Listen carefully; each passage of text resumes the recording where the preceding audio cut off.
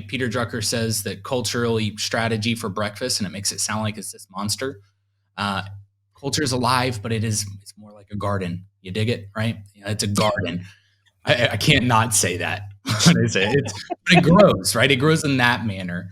But culture, and hear me here, culture is the environment that does a few things. It supports the fulfillment of the vision and purpose. It supports the growth of the individual and team, and it supports the connection and belonging within the team. Hmm. That's it. That's what we all want. We want a place like that. You don't have to make it perfect. You don't have to make it tensionless. In fact, I think tensionless environments are some of the worst environments, right? This is why only 5% of millionaire kids actually become millionaires, because the person who became a millionaire uh, went through all these hard things to get there and said, I never want my kids to experience hardship. And so they Hmm. kept them from it. And then those kids never came to that place. And not that that's what success is or the goal is in life.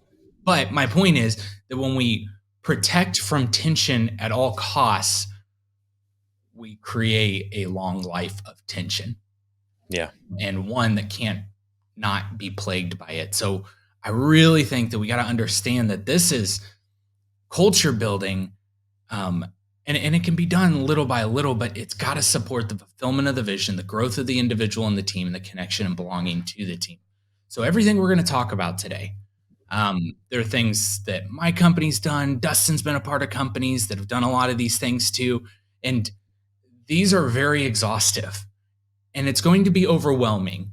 And just like every parenting book maybe you've ever read, you're like, oh my gosh, I suck. Why can't I do all the? You know what? Do a little. That's the big thing. Do what you want for the one, what you want to do for all of them, right? Do for few what you want for the many. Thank you. Yeah, you said that better.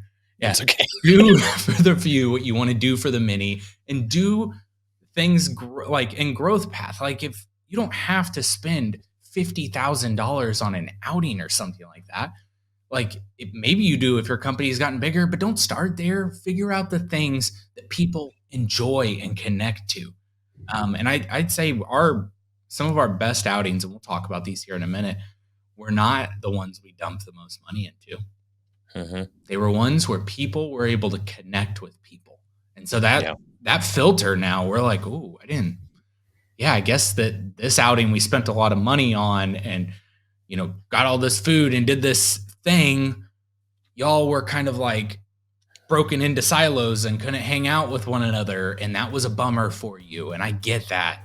Yeah. Can't do that. We got to make sure we filter through the right thing.